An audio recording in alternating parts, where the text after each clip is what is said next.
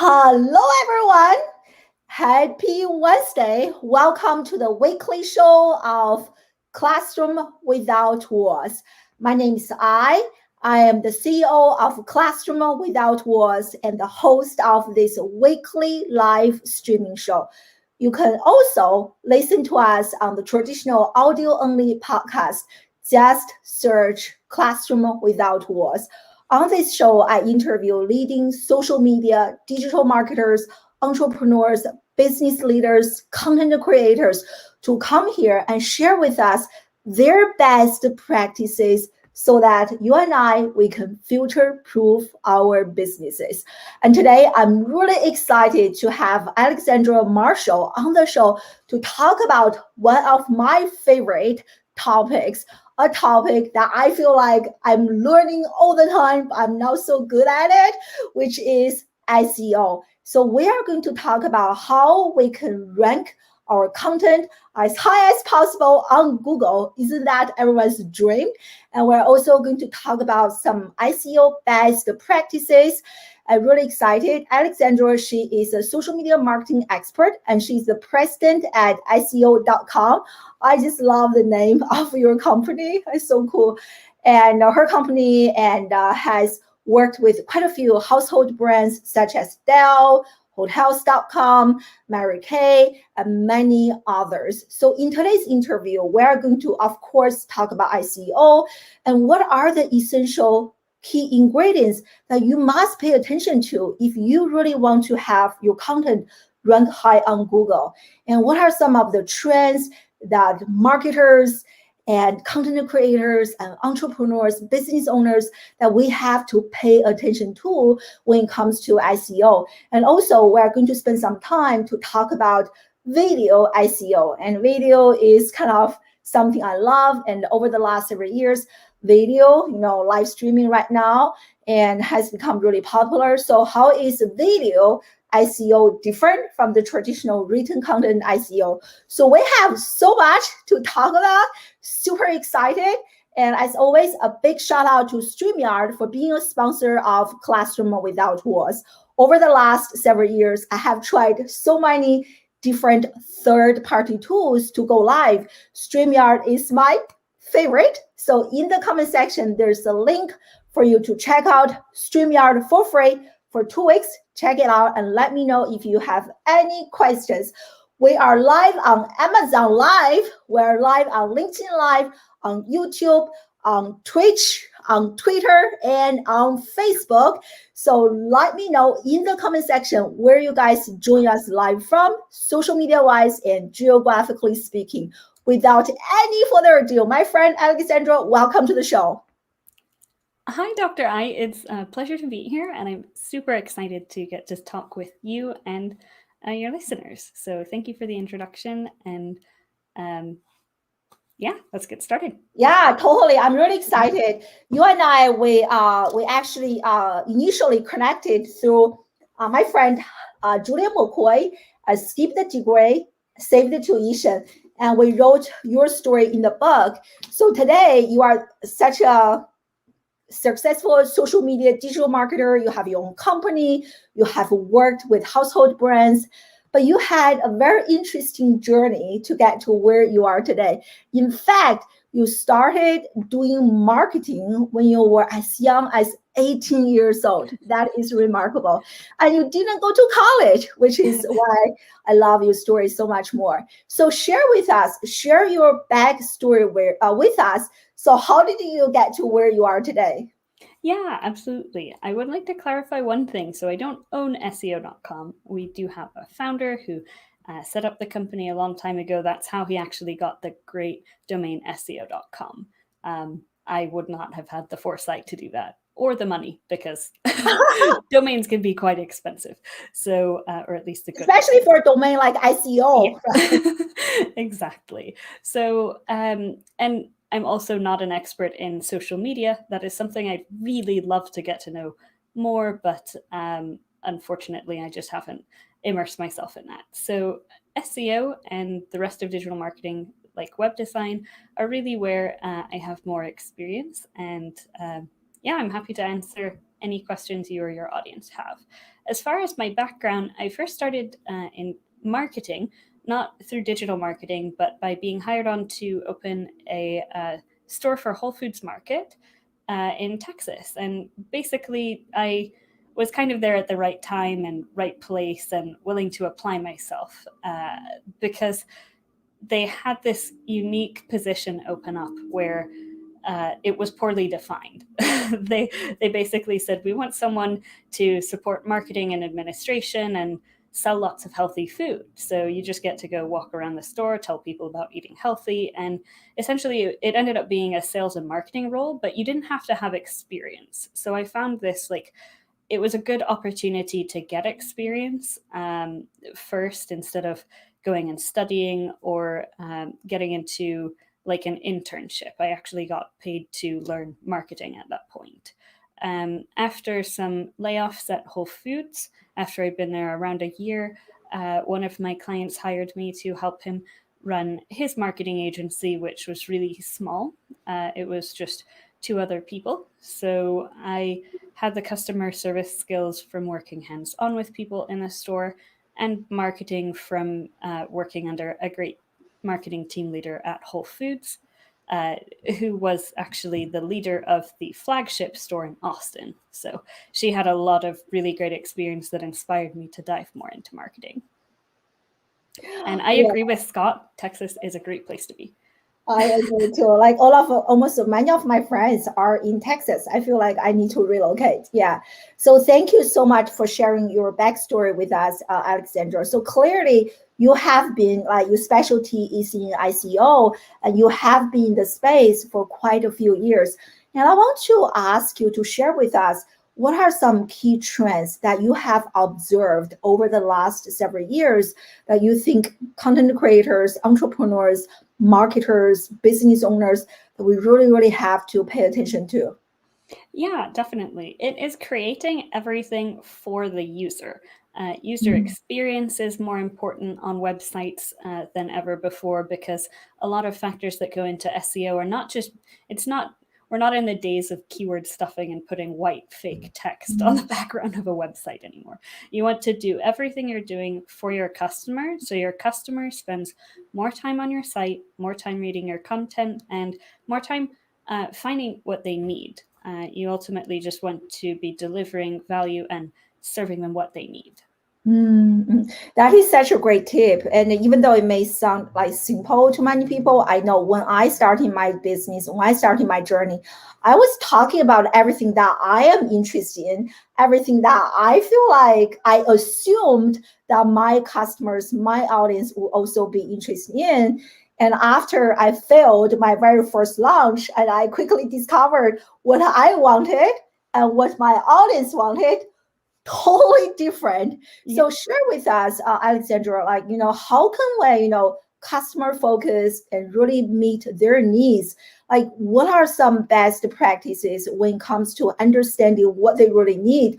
Like, not just our own ideas, our assumptions, but actually understanding them. Can you give us some tips? Absolutely. And what you said sums it up pretty well. A lot of things are quite simple. Like, it's very straightforward. Like, it's really not genius advice to create everything for the betterment of your customer's experience. But really, another simple, straightforward piece of advice is ask your customers. You need to get to know them and ask them what they need, and then also use data to back it up. So you want to do research around what your customers are looking for. So you are talking about doing surveys, talking to our customers, and what are some tactics that you have tried that works really well, like surveys, things like that? Surveys, and actually speaking with the customers. So you could have surveys, or I would do a combination of surveys or speaking with the customers, and then also doing some keyword research, especially if you're starting to market online. That's really important. And then you want to make sure that the keyword intent is there. So a kind of good example of this is once I was at a conference where Google was had a representative talking, and they said that this company, an IT company in Austin, was so focused on trying to rank for things like IT repair. They thought that their customers were looking for things like IT repair or computer repair, etc. And their main keyword turned out to be, I hate my computer. So you have to think in your customer's mind, because a lot of the times, again, while you're thinking about what your customer might search, it's better to ask the customers what they would search for or do research around it. Yeah, that's such a great tip. And going back to the story I shared earlier, when I launched my very first program, I called my program Entrepreneurship Immersion. It was the program was good, but I definitely failed financially speaking. But later, I was trying to launch the program again. I started to talk to parents who are my target audience, and discover that they have no interest in terms of if their children become entrepreneurs not, but they are all interested in whether or not their children actually have real life skills. And then after I discovered that, I immediately changed lots of keywords, even the name of my program, and program started to take off. So that is such a great tip. Thanks for sharing. Any other trends that you have observed besides this, like focus on like customers? Well, I guess it's also the importance of design. So if you don't want to just look at SEO like, I need more backlinks.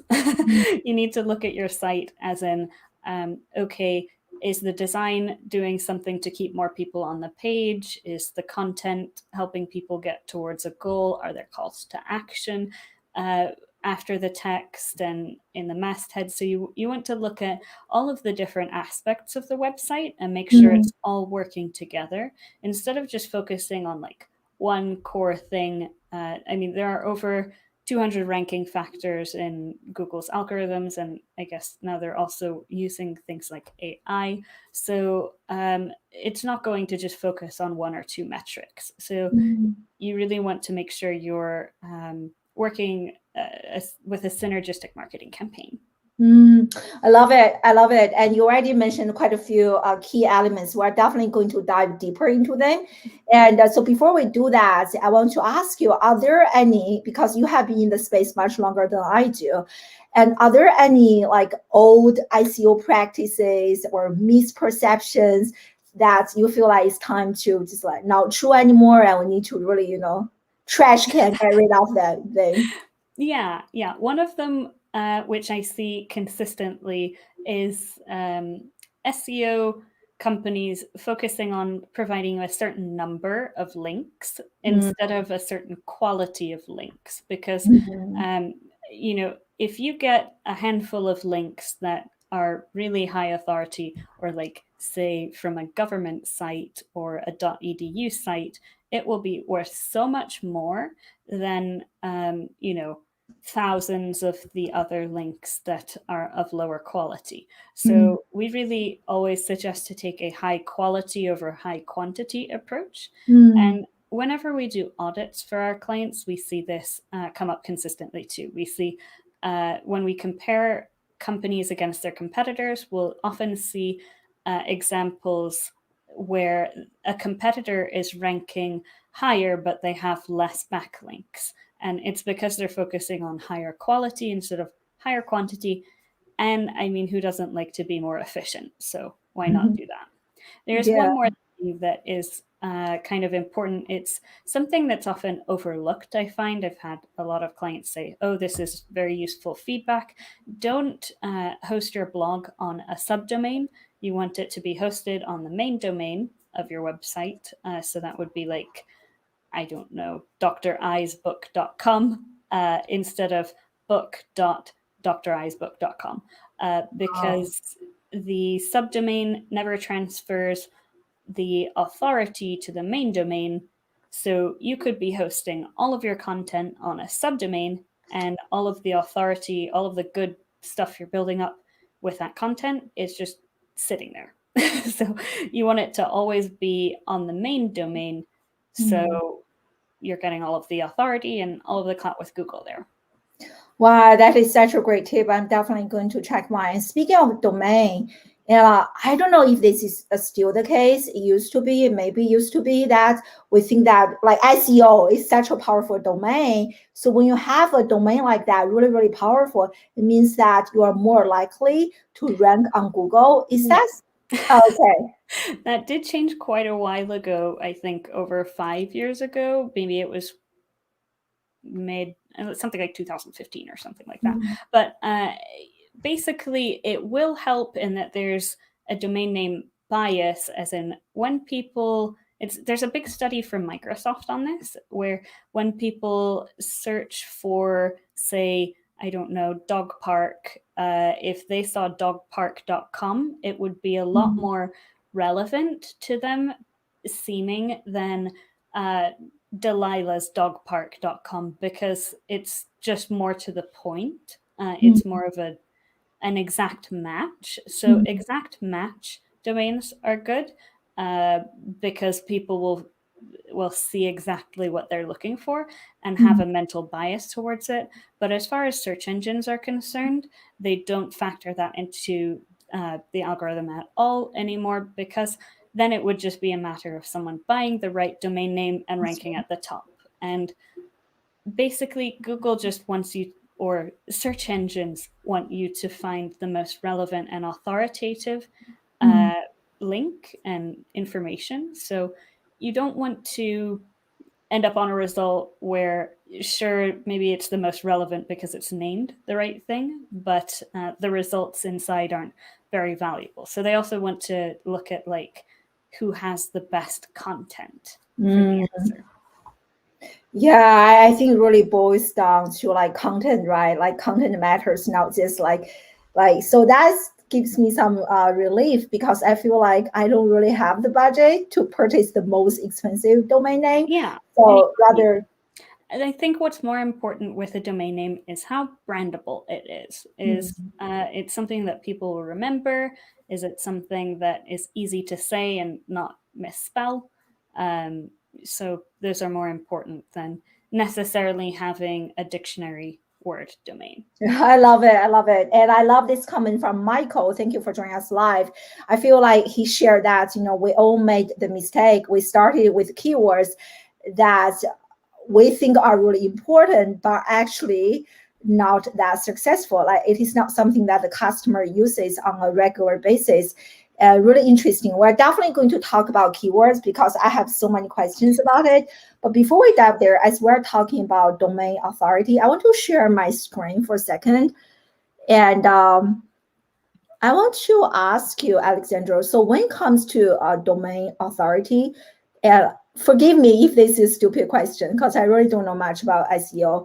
So what are some of the key factors that really help us, like, have a higher domain authority? It is so interesting. Like when you look at my website, Classroom Without Walls, that's my brand. The domain authority is pretty low. It's like 17.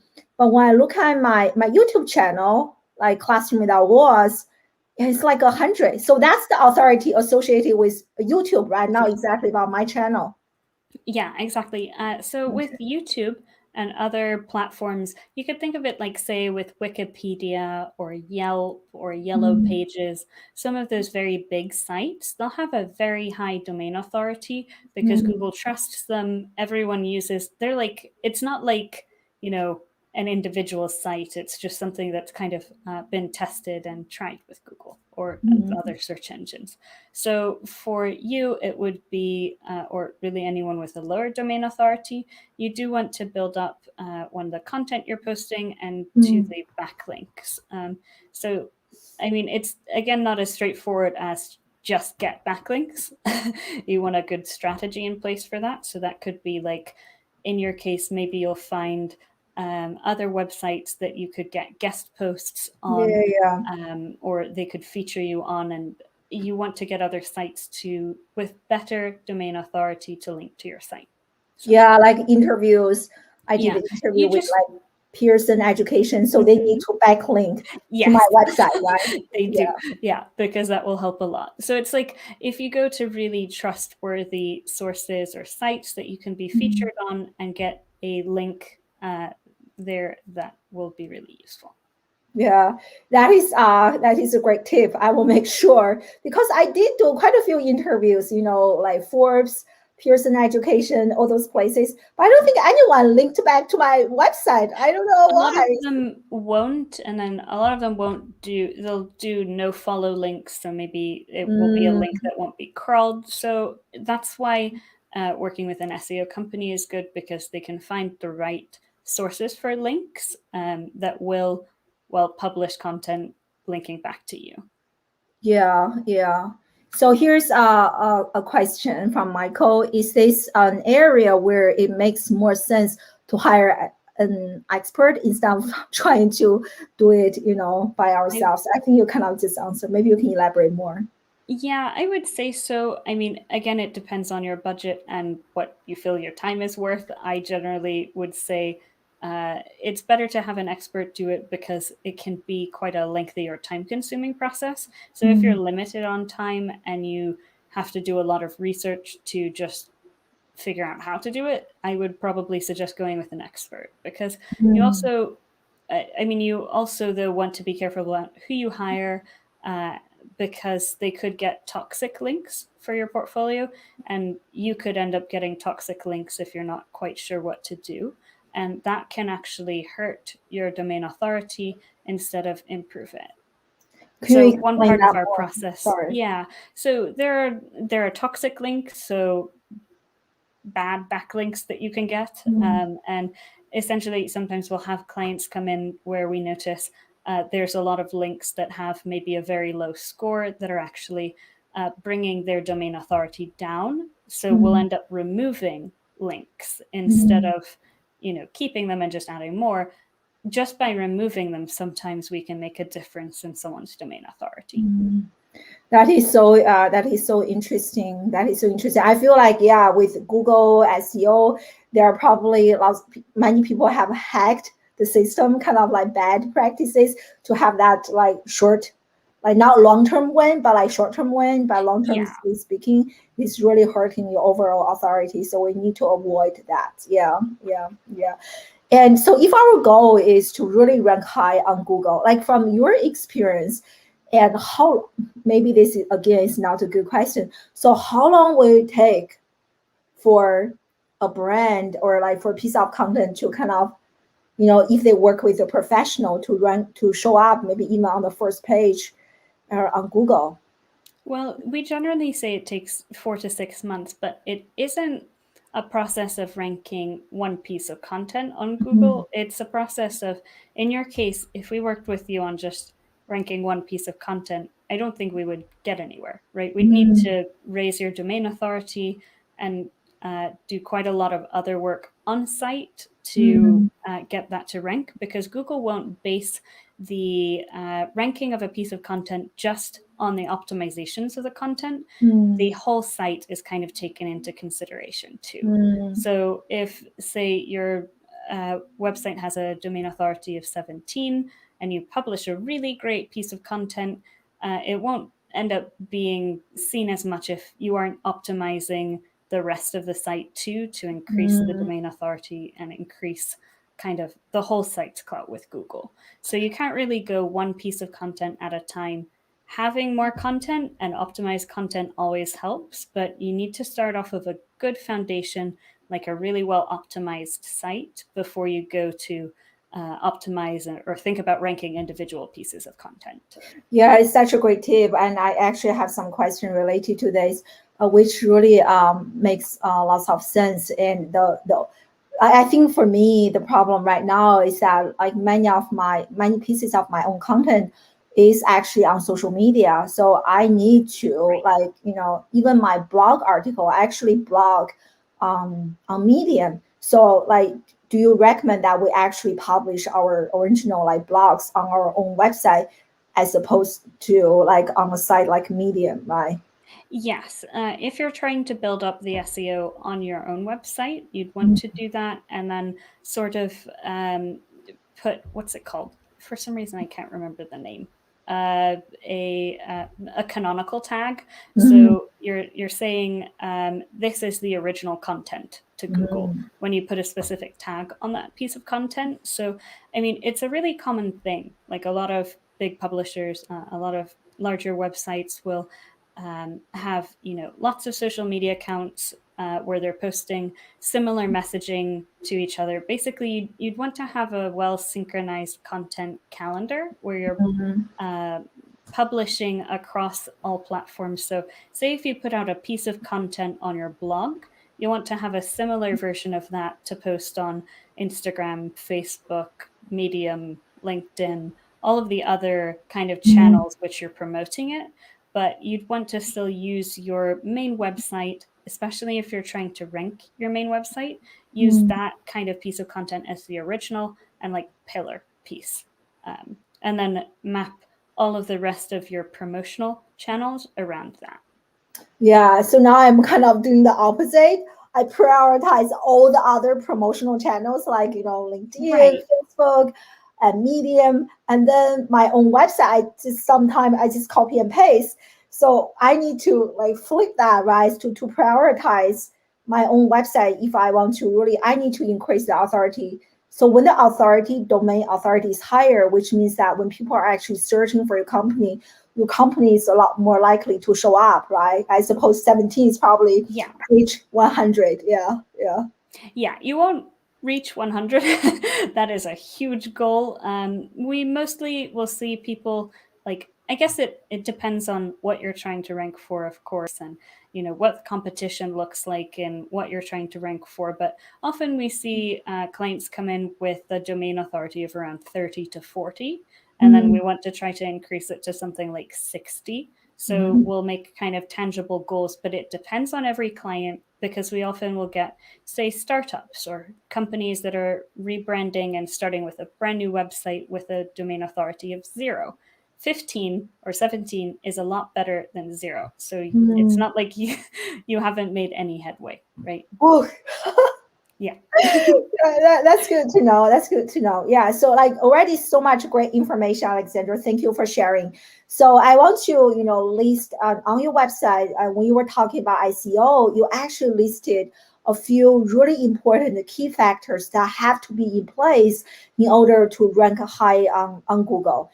And I want to go back to what you mentioned earlier, keyword. I think keyword, like at least before I started to educate myself regarding ICO, I thought keyword was the only thing that I need to pay attention to, right? As you said earlier, it's a bad practice. I just wanted to make sure in my entire article, I was using all the keywords.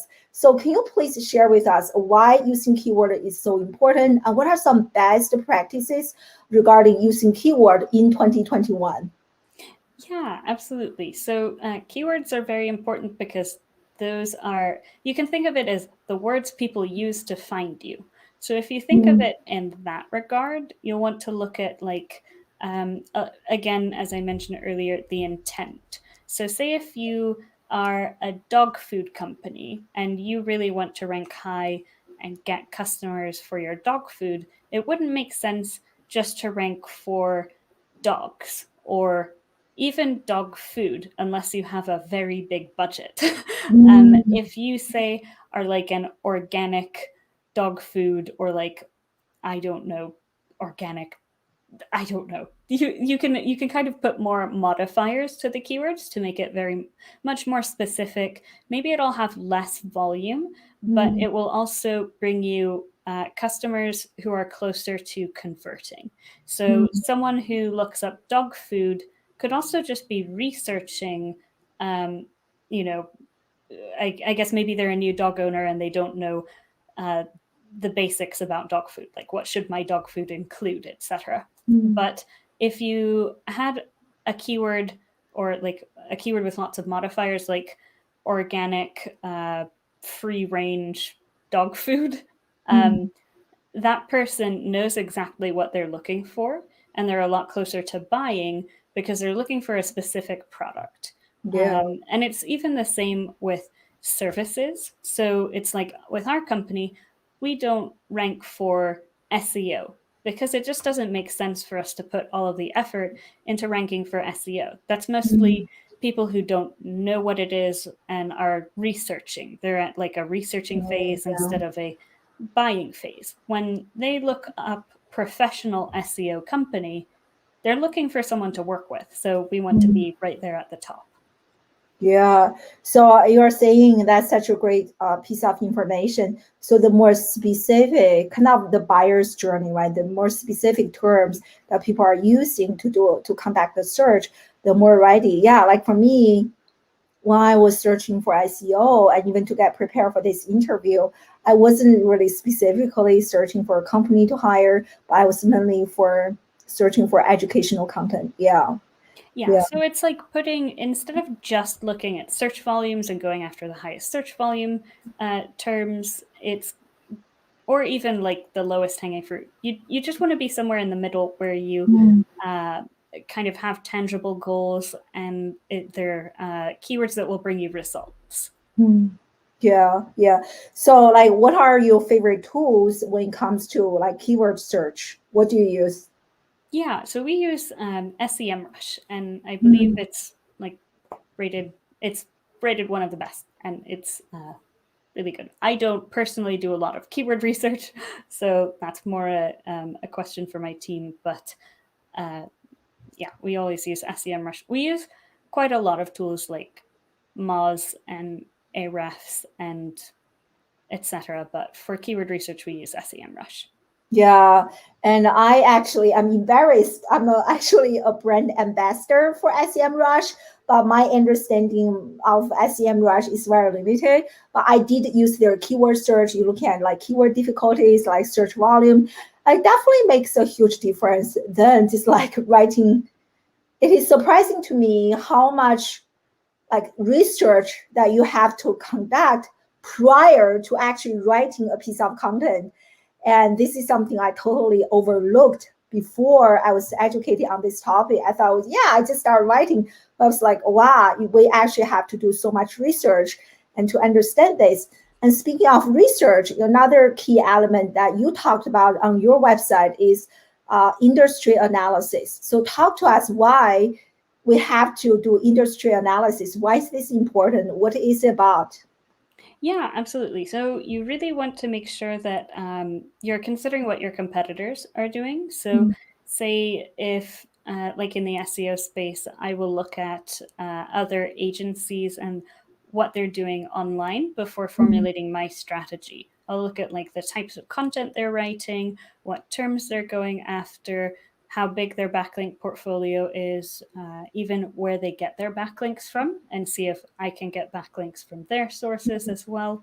So there's a lot of kind of work that goes into that, and we do some of that pre-purchase too. If you're going to sign on with us for SEO, then we'll do research on a competitive level to determine really how much effort is needed to even rank in your industry, because it could be like with insurance, insurance is one of the most highly competitive fields you can get into and do SEO for, because, well, there's just so many insurance agents.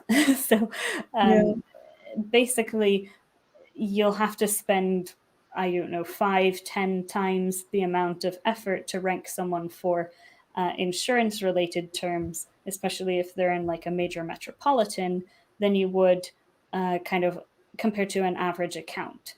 But of course, there's always exceptions to this rule, because we have an insurance company on board with us that's got like an average spend for our clientele, and they're in bar and nightclub insurance in particular, and their kind of insurance industry isn't very competitive. But if we look at most other insurance industries or like sub industries, they're very competitive. So you need to determine kind of what the competitors are doing and factor that into what you're doing too. Yeah, that's such a great tip. What I learned, I don't do much competitor or industry analysis, but I should. So what I do nowadays when I'm writing a blog article, for example, about homeschooling or alternative education, I will actually go to Google to look at the top 3 or maybe top 5 articles to see what they are talking about, even look at their titles, the content they have covered. And then I do my own research to see that if I can do a better job than they, so I can cover something that they didn't cover. Do you think that's kind of a type of competitor or market industry analysis? Okay. It is. And actually, that's something that it's kind of a little part of what we do too in our competitive research. We'll look at the average length of content posted by your competitors that are ranking. So say we'll look at like different terms, what pieces of content are ranking 1 through 5, and then how long they are, like how many words they are. Maybe it's like 500 words or maybe it's 2,000 words. If it's 2,000 words on average for the first place, you're going to have to write a minimum of 2,000 words to get up there because otherwise you're just going to fall short and you won't make it. Absolutely. I mean, most people know, and I know this, that Google loves long form content. So it's kind of like 2,000 is like the ideal number in terms of length, or? Yes and no, because it depends.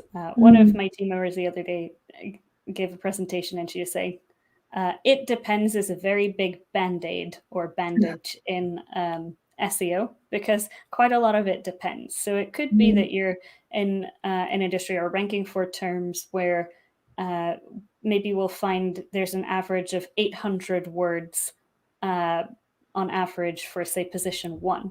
So you might not have to write 2,000 words. There's no hard and fast rule. So, I mean, it could also be that maybe the person ranking at number 1 just has a really high domain authority, and that's why they're ranking. It's not the length of the content. So then you might have to outdo them with the length. But again, it depends. I wouldn't say that you have to stick to a certain word count.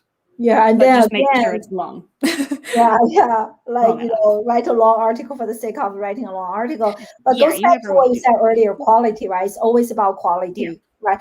Like how much time people are actually spending on this piece of article, reading, consuming the content, as opposed to like 2 seconds bounce back to the home page. And that's a very good point, because if you write a 2,000 word page, but it's not formatted very well, and someone lands on it and they just see a wall of text and it's just never ending text, no formatting, they're going to leave. If you have it really well formatted, even if it's like half the length or a quarter of the length, that user could still stay on for so much longer, and you have a much lower bounce rate. Because it's more easy to read, it's more digestible. They'll sit there actually reading it or going through it instead of saying, oh, I'm overwhelmed, I'm leaving. That's right. And that's such a great point, Alexandra, because it is something that I had to unlearn. Like after I got my PhD, essays. Oh my gosh, the way I was talking was like every article was like a dissertation, like chunks of text. But now I learned from people like you, Julia McCoy, and reading like articles from Neil Patel. I was like, wow, they have like one sentence as a paragraph. Here's another sentence as sometimes one word, like wow, OMG as a paragraph. I was like, wow, that is such a great practice, because it does make it easier for me to it breaks it up. Yeah, like spacing, formatting is so important. Like so many people don't do that, because there are articles that even like in 2021, I raised like even on social media posts, like a long paragraph. I was like, who has the patience to read that, right? Most people are unfortunately kind of like skimming through content, right? Exactly. Yeah. So that's definitely a great tip to keep in mind. And also I love how you talked about, ICO. When most people think about ICO, we're thinking about, website, we're thinking about like keyword we discussed, but I love how you also combined ICO and actually website design. That was something I wasn't really paying attention to. So why does website design actually matter when it comes to ranking high on Google? Can you explain that to us a little bit? Yeah, definitely. So really, if you think about it, if you go to a website and it looks really old, you're probably going to leave it if you're looking for new information. Like if I look for, say, information on digital marketing, and I go to a website that looks like it was made in 2010, I'm probably going to leave because the information won't be very pertinent or relevant or recent. So there's a couple different aspects to it. And one of them is making sure that your website looks up to date, right? Because no one wants to visit an old website. The other part is if it's easier to use, you'll have more user engagement. People will scroll through the site, they'll find what they're looking for, and they'll convert. And Google watches, or Google and other search engines will watch these metrics like your on-page time and your click-through rate. So they'll look at, okay, is she going to the next page and the next page, or clicking on a call to action? Like that, those are all signals that people are finding what they need. If users go to your site, maybe look for a couple of seconds and then leave, then that's called bounce rate. And if your bounce rate is high and people are leaving because they're not finding what they're looking for, then again, Google or other search engines will not like your site. They won't give it as much kind of clout or authority. So basically, if you, again, design for the user, make sure users can access the site easily while not sacrificing things like the amount of content on your page, then you should do fine. Yeah, and how about, I love, you were talking about how much time people are spending on your website. So for me, like I'm doing a one bad practice, which is when people come to my website, like under the tab of blog, once they click on that, they will be redirected to Medium. And like many of my live interviews are actually like YouTube links embedded on my website. So all of those things I'm doing, I'm kind of sending my audience like away from my website. Is that a bad signal to Google? Well, I guess, again, it depends. So if you have, say, your video content, if you put those into blog posts, and then on those blog posts, you have kind of like a transcription, or you create a blog post to go along with the video. So you're getting a blog post and a video. It will be a really good piece of content, and Google will like that a lot more. I mean, it's fine. You do want to, say, share your YouTube content on the website, but because Google can't read your video, they have to rely on other metrics. And if you, on your website, have a blog post to go along with it, it will be a lot more effective. Yeah. And then the issue with, say, just having your blogs on, say, Medium or another website is that, well, Google isn't going to give you the domain authority or any of the clout. It will just give kind of all of those good metrics back to Medium or whatever other platform you're posting on.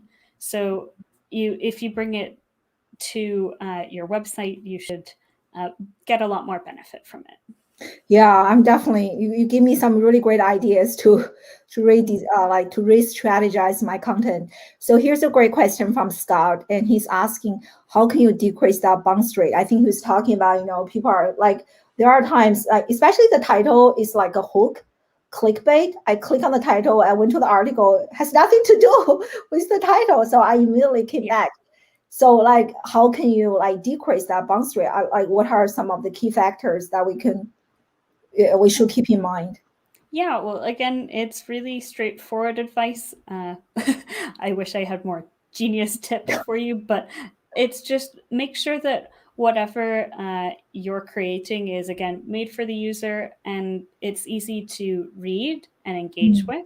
You basically want to make sure that whatever page you're creating or whatever blog you're creating, the user spends more time reading it. So that would, I guess, be factored in, like with the formatting, the design. If the site looks really good and has cool graphics that they can read, and the content is really well broken down, and it is true to the title of the piece of content that you're writing about, then you should be decreasing the bounce rate. I love that. It is in cases where, say, if you click on the title and then the article is unrelated, that's a case where, yeah, you will have a higher bounce rate. So you want to make sure your content is relevant, authoritative, and well written and formatted really well. Yeah, and like formatting, like authority and really thorough. Like some my best for performing like written content is those that are really like thorough. Like I still remember this article I wrote a few years ago about live streaming, like different parties, like different third-party tools that someone can use to go live.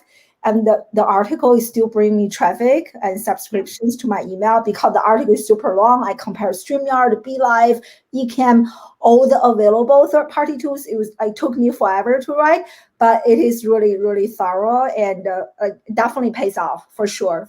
Yeah.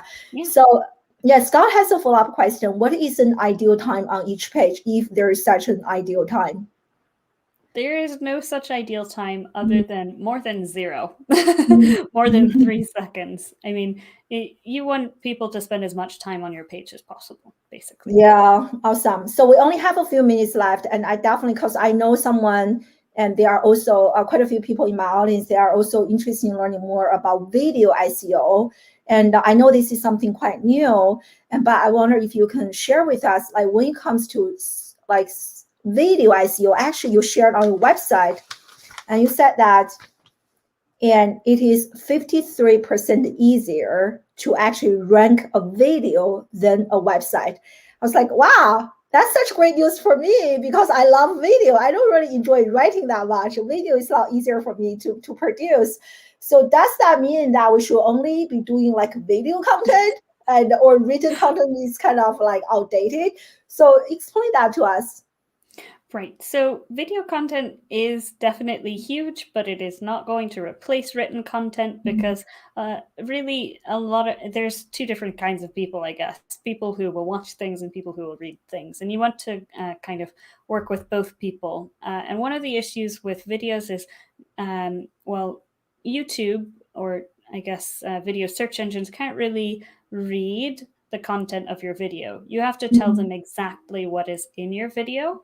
Otherwise, they can't rank it. So basically, it's easier to rank a video on Google, easier than, say, a web page in the search results because I guess there's more engagement. So if someone does go to your video link and they actually watch the whole thing, if this is a 47, right now we've gone 47 minutes talking, if they've watched this whole thing, that is quite a long amount of dwell time, right? So if a user goes to your video and spends 30 seconds, just like with a web page, if that bounce rate is high, where they click on it, they say, oh, this isn't useful, and leave, then, well, it won't rank well because you want the most authoritative, valuable information at the top of any search engine. Yeah. So when you say that we want to clearly communicate what the video is about, so are you talking about the title and the subscription, like those factors that we need to mention, like in the description? Google owns YouTube, so I'm just using YouTube as an example. So in that like description box, we need to clearly like communicate what this video is about and also the title for the video. Is that what you were talking about?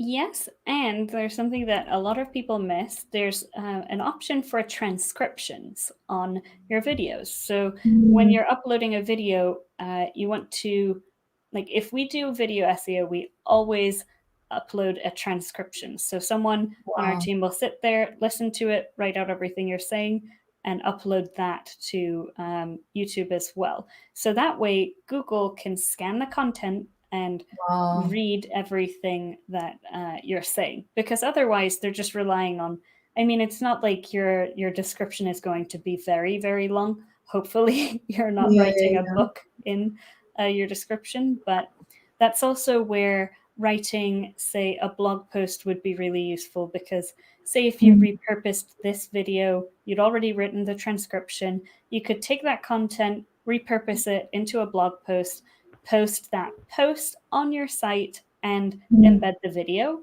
and that could become a really good piece of content. Yeah, that's a great tip. I didn't even know, you add your own transcription. So are you also saying that if we can combine like video content and the written content, that is kind of a better approach? Yeah, it's the ideal approach because then people can visit your site, find information if they're searching on Google or on Mm. YouTube, and you're really making your channel and your website work together.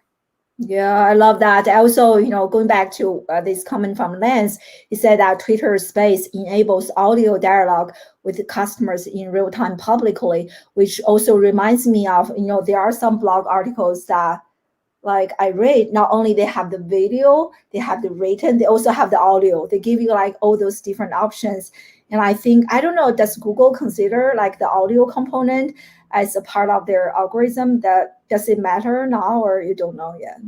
I think it would probably be, I mean, I guess audio may or may not have the same amount of dwell time as Mm. a video. I think with videos, there's a lot more engagement, I guess, because you're sitting there watching it. With I guess audio, you might just listen to a bit of it and turn it off because it may not be as engaging. I guess it just depends on the kind of content. I Yeah. don't personally engage with it as much, so that might be biased. I would say, I mean, it's good to have as many forms of content as possible, but video is increasingly important. Yeah, I personally, I do lots of video content. I just love Oh, video you just content. froze. Oh, did I? Am I moving now? Did I come back? Yes, you're back. Okay, good. Yeah. So yeah, sorry. Yeah, I love video content. I definitely love it. It is definitely more engaging. If someone give me the choice to listen to a podcast or to watch them on video, I definitely watch them on video. Because it makes me feel more connected to the human beings. And so we have about only 5 minutes left. I definitely want to dive deeper into a little bit more into your own journey because you have such an incredible story. And that's why we feature you in this book. And so you didn't go to college to get a marketing degree and to do what you do today, but clearly you are very successful, you are very knowledgeable on the topic, and you have a team of 10 plus people. So first of all, congratulations on your success. Second, for the young people out there, that's kind of the educator side of me. So if there are people out there who are interested in doing social media, marketing, SEO, kind of content creation on the business side, what advice would you like to share with those young people? Do you recommend kind of the traditional path, go to school, get a degree, get a few degrees, or just like do what you do, like really immerse oneself into the industry and gain as much practical experience as possible? So which approach do you recommend? Well, I think I'm biased. Also, thank you so much for the congratulations. I really appreciate that. But yeah, I'm biased. I would say, especially when I'm looking at hiring, I'm looking at the number of years of experience you have. Mm. And it's fine if you have, say, like internship experience or you were working while you were in college. But if you just have a degree and you haven't really been in the real world doing marketing, because marketing moves so fast, things could have even changed since you got your degree. So I would say, really, you can start from the bottom and work your way up. Mm. It takes a while to get experience and to get a larger salary and just a larger portfolio. All of that will take time, but you want to start as soon as you can building your portfolio or building up your experience. Yeah, I love Like, you that. have to start somewhere. Yeah, actually, Alexandra, you are not the first person who told me this. Even our mutual friend, Julia McCoy, she even said something as radical as this. She said that college graduates with a writing degree or literature degree, they are not even hireable. So that Well, is really, yeah. yeah, it's a completely different writing style, the one you learn in college, to the one that you use while you're creating marketing content. And especially in digital marketing, like, you need to be able to communicate easily with your audience on, you know, a variety of topics. I guess. there was one more thing I was going. I would suggest if you can find boot camps or training sessions and show that you've taken certifications from courses or, done boot camps. If you can actually, say, afford to buy courses or attend workshops, I'm sure there's free ones too. That is also very useful. You can find your own, resources and put that in your resume as well. Yeah, definitely. Have you ever hired like college graduates straight out of college and discover that it's kind of but our hiring strategy is a little different. We hire people mostly with like 4+ years of experience. So. Okay. I mean, that's really good to know. I think, for students, many students, they are so obsessed with getting that, GPA, grade point average, how many A's, and, graduate college. I think they should also pay at least an equal amount of attention to actually earn industry experiences and certifications, as you mentioned, because it is one thing to read a book, another thing to actually practice what you have learned from the book. Yeah. So I'm just curious, when you guys are hiring, besides experience, anything else that kind of like pops up? Really, you guys, wow. Yeah. I always tell people that your personality really makes a difference, because you could have 10+ years of experience and a horrid personality, and I'm definitely not going to hire you because of your personality. You need people to like you to get hired. I don't know. I know you froze up a little bit. Did you catch all of that? Yes, okay. I caught all of it. Yeah. Great. Very clear to me on my end. Yeah. Personality, kind of like, soft skills reminds me of a study conducted by Harvard University. And they said that 85% of a person's career achievement actually comes from soft skills. That is 85%. Crazy. Yeah. I mean, if you can't have a good, productive conversation or, be agreeable, I mean, it's just, you need to work on your personal skills.